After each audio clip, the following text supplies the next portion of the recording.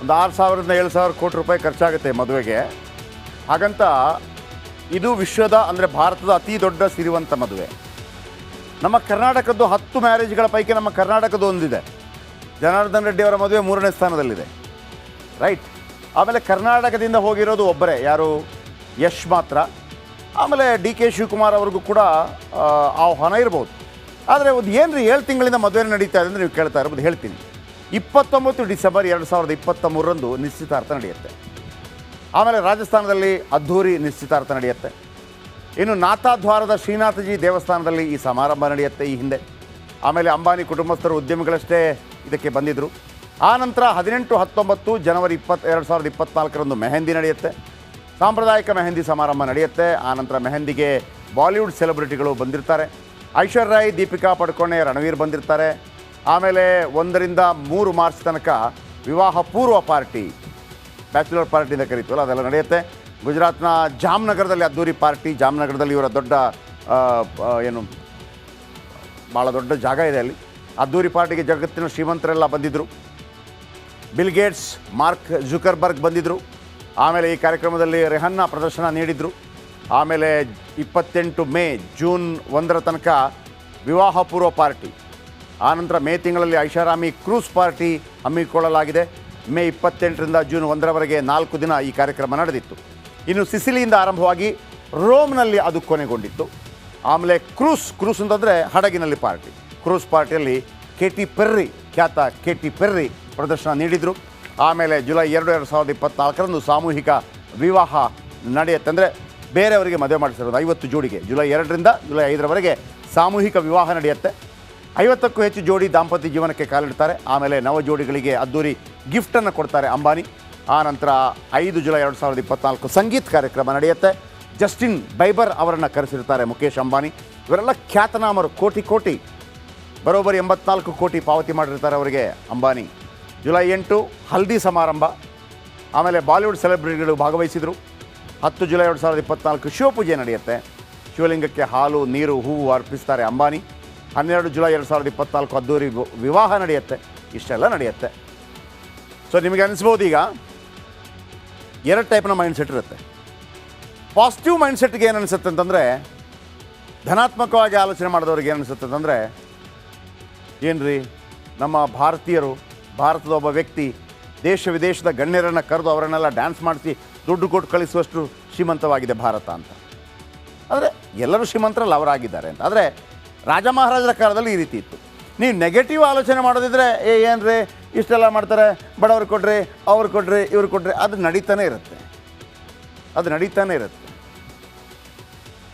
ನೀವು ಪಾಸಿಟಿವ್ ಆಗಿ ನೋಡಿದ್ರೆ ಪಾಸಿಟಿವ್ ಆಗಿ ನೋಡಿ, ನೆಗೆಟಿವ್ ಆಗಿ ನೋಡೋರು ನೆಗೆಟಿವ್ ಆಗಿ ನೋಡ್ತಾರೆ. ಅದರಲ್ಲಿ 2 ಮಾತಿಲ್ಲ. ಆದರೆ ಏನಾಗಿದೆ ಅದನ್ನು ನಾವು ತೋರಿಸ್ತಾ ಇದ್ದೀವಿ. ಎರಡನೇದಾಗಿ ಇಷ್ಟೆಲ್ಲ ಕಾರ್ಯಕ್ರಮಗಳಾದಾಗ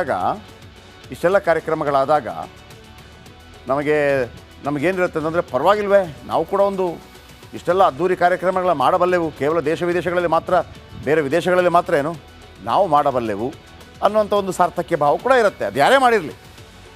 ಈಗ ನಿಮಗನ್ಸುತ್ತೆ, ಎಷ್ಟರಿ ಖರ್ಚು ಮಾಡ್ತಾರೆ, ಎಷ್ಟರಿ ದುಡ್ಡಿದೆ ಈ ಮನುಷ್ಯನ ಬಳಿ. ಮುಖೇಶ್ ಅಂಬಾನಿ ಮಗನ ಮದುವೆಗೆ ಕೋಟಿ ಖರ್ಚು ಮಾಡಿದ್ದಾರೆ.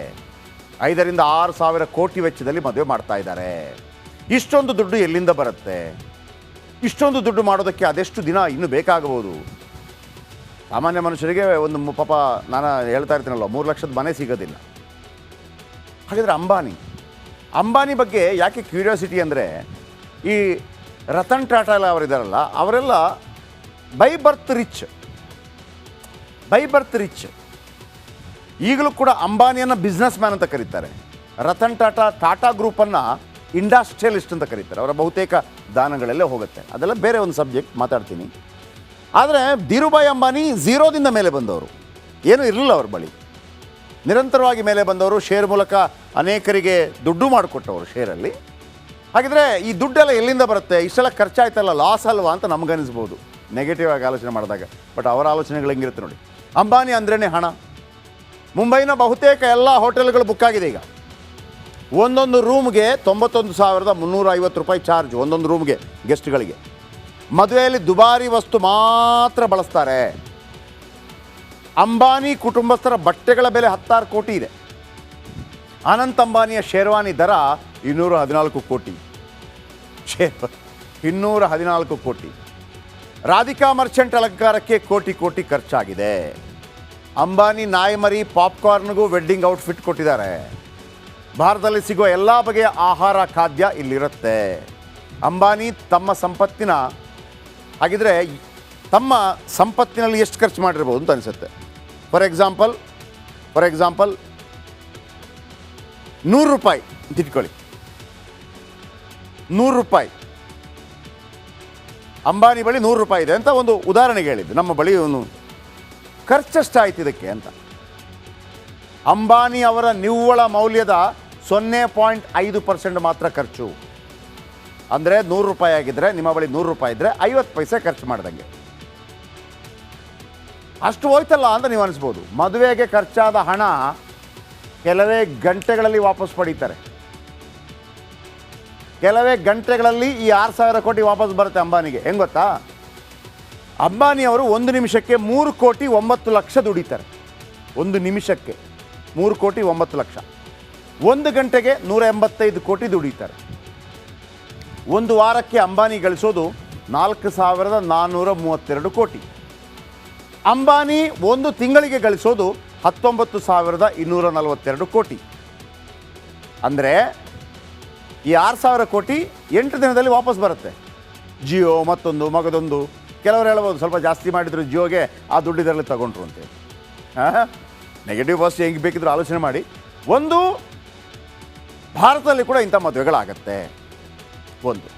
ಎರಡನೇದು, ನನಗೆ ಯಾವತ್ತೂ ಕೂಡ ಆಸಕ್ತಿದಾಯಕ ಧೀರುಭಾಯಿ ಅಂಬಾನಿ. ಹೆಂಗೆ ಆ ಮನುಷ್ಯ ಅಷ್ಟು ದೊಡ್ಡ ವ್ಯಕ್ತಿಯಾಗಿ ಬಂದರು ಅನ್ನುವಂಥ ವಿಚಾರಕ್ಕೆ ಸಂಬಂಧಪಟ್ಟ ಹಾಗೆ ನಮ್ಮ ಕಣ್ಣ ಮುಂದೆಯೇ 1980ರಲ್ಲಿ ನೀವೇನಾದರೂ 1,000 ರೂಪಾಯಿ ಅಥವಾ 1,000 ರೂಪಾಯಿ ಅವರ ರಿಲಯನ್ಸ್ ಶೇರಲ್ಲಿ ಹಾಕಿದ್ದಿದ್ದರೆ, 1,000 ರೂಪಾಯಿ ಹಾಕಿದ್ದಿದ್ರೆ ಇವತ್ತು ಬಹುಶಃ ನಿಮ್ಮ ಬಳಿ ಒಂದು 100 ಕೋಟಿ ಇರ್ತಿತ್ತು ಅಂತೇನು.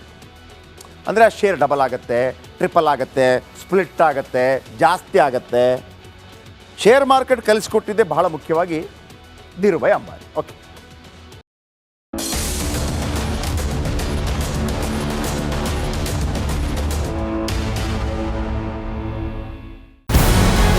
ನಮಸ್ಕಾರ. ಕರ್ನಾಟಕ ಪ್ರೈಮ್ ಟೈಮ್ಗೆ ಸ್ವಾಗತ. ನಾನು ಜಯಪ್ರಕಾಶ್ ಶೆಟ್ಟಿ. ಇಡೀ ಕರುನಾಡು ಇವತ್ತು ರೆಬೆಲ್ ಆಗಿ ನಿಂತಿದೆ.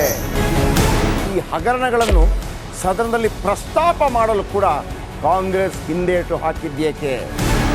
ನಿಮ್ಗೆ ಸಂಬಳ ಅದಕ್ಕೆ, ನಿಮಗೆ ವಾಹನ ಅದಕ್ಕೆ, ನಿಮಗೆ ವೆಪನ್ ಅದಕ್ಕೆ, ನೀವು ಅದನ್ನು ಸೆರೆ ಹಿಡಬೇಕಾಗಿತ್ತು. ನೀವು ವಿದ್ಯುತ್ ಬರ ಇದೆ ಅಂತ ಹೇಳ್ತಾ ಇದ್ದೀರಿ. ಎಲ್ಲಿ ಬರ ಇದೆ ನೀವು ಹೇಳಬೇಕು. ಪಾಕಿಸ್ತಾನ್ ಆಕ್ಯುಪೈಡ್ ಕಾಶ್ಮೀರ್ ಅದು ಎಂದೆಂದಿಗೂ ನಮ್ಮದು. 40 ಮೆಷಿನ್ಗಳು ತಂದಿತ್ತು ನೋಟ್ ಎಣಿಸುವುದಕ್ಕೆ, ಅದೇ ಹಾಳಾಯಿತು. ಮಥುರಾದ ಗಲಾಟೆ ಇದೆಯಲ್ಲ, ಅದು ಸ್ಥಳೀಯವಾಗಿ ಕೂತು ಪರಿಹರಿಸಬಹುದಾದಂಥ ಕಾನೂನಿದೆ. ಗ್ಯಾರಂಟಿ ಯೋಜನೆಯಿಂದ ನಷ್ಟ ಆಗಿದೆ, ಲಾಭ ಆಗಿದೆ, ದಯವಿಟ್ಟು ಹೇಳಿ. Dawood Ibrahim most wanted criminal ಯಾವಾಗಾದ ಅಂದರೆ ಇಲ್ಲಿ ತನಕ ಭಾರತ ದೇಶದಲ್ಲಿ ಓರ್ವ ದಲಿತ ಪ್ರಧಾನಿಯಾದಂಥ ಇತಿಹಾಸವೇ ಇಲ್ಲ. ರಿಪಬ್ಲಿಕ್ ವರ್ಲ್ಡ್ ಆಪ್ ಇದು ಕೇವಲ ಅಪ್ಲಿಕೇಶನ್ ಅಲ್ಲ, ಸಮಗ್ರ ಸುದ್ದಿಗಳ ಸಂಪರ್ಕ ಮಾರ್ಗಕ್ಕೆ ಕ್ರಾಂತಿಕಾರಿ ಬದಲಾವಣೆ.